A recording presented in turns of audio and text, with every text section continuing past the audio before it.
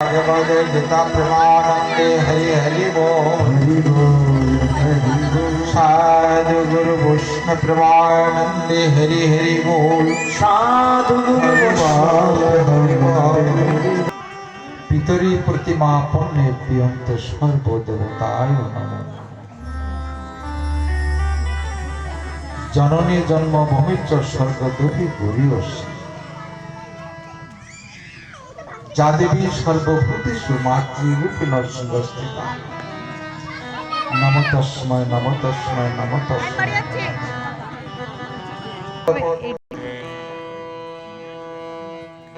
प्रेम आराध्य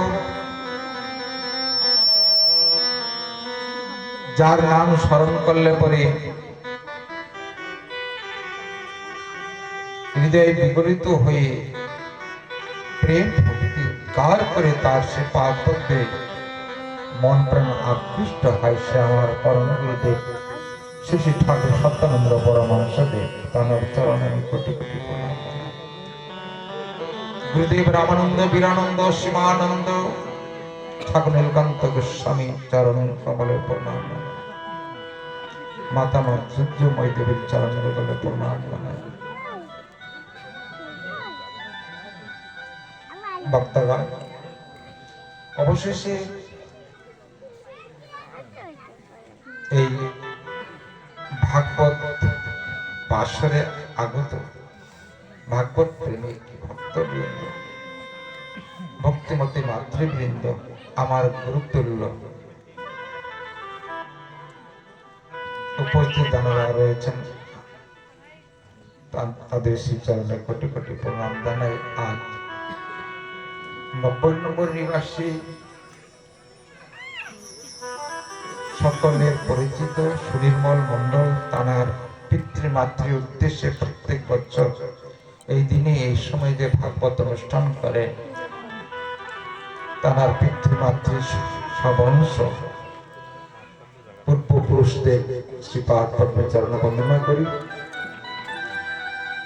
এবং যারা বিদ্যমান রয়েছেন এই গ্রামে তানারই পুত্রগণ তাদের শ্রীপাদ পদ্মে চরণ বন্দনা করি।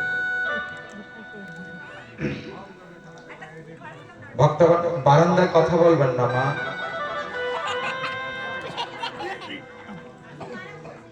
বারান্দায় কথা বলবেন না।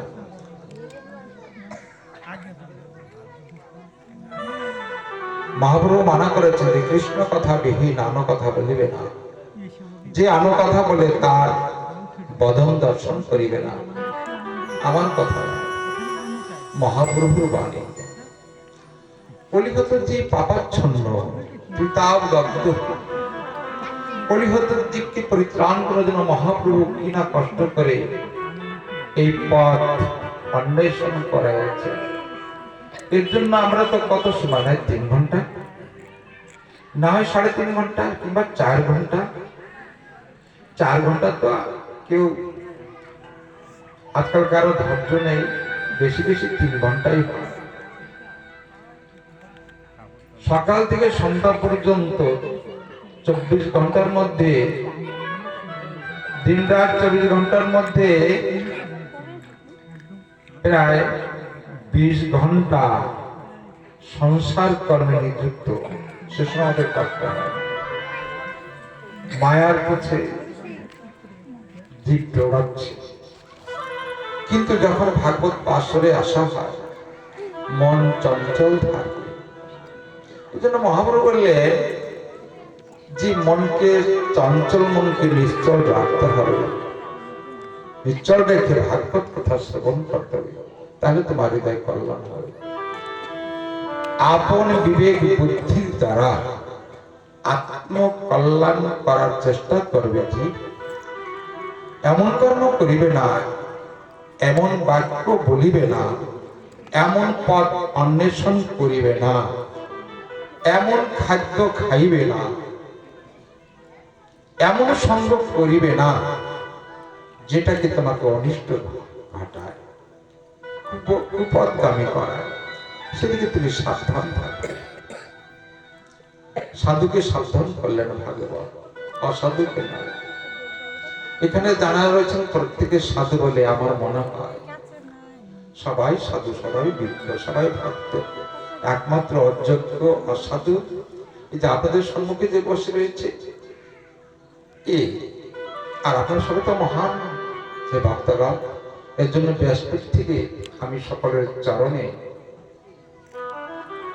নতমস্তকে আমি নিবেদন করবো, যতক্ষণ এই ভাগবত কথা হবে ততক্ষণ পর্যন্ত আমাদের মন প্রাণ সারাদিন তো কর্মে তো রত ছিলাম। প্রত্যেকে জানেন যে সুনির্মল দাদা, কাকা, বাবা যে যা ডাকেন তার বাড়িতে আজকে ভাগবত কথা হবে, যেই করুক না কেন। এই অধম নিতান্ত একজন সাধারণ মানুষ। এমনকি আপনারা তো মহাপ্রেমিক, মহাবিদ্বান, মহাভাগবত প্রেমিক, যারা শ্রোতাবিন্দু মহান মহান ভাগবত বললেন। আপনারা যে শ্রোতা সব প্রয়োগ করেন, আর যিনি বিক্রি করেন তার ভান্ডে কিন্তু কিছু থাকে না, বস্তা খালি হয়ে যায় দিতে দিতে। হে ভক্তগণ, আপনারা যে প্রয়োগ করতে এসছেন প্রয়োগ করে যাবে ধীরে সুস্থ ভাবে এবং এই অধম কৃপা করবে। প্রথমে 90 নম্বর গ্রামে এসেছি আমি, এসে খুব ধন্য হলাম যে গৃহে এসে ভাগবত আমাকে নিয়ে আসছেন।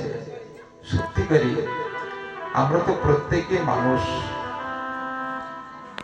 এই যে সুনির্মল বাবা এবং মা এবং সব পরিবার, আমি এই আসলে তাদেরকে তাদের নাম বলে উল্লেখ করে আমি ছোট করছি না, কারণ সময় নেই তো। আপনাদের সম্মুখে বলবো না, কার মুখে বলবো? দেখুন, হয়তো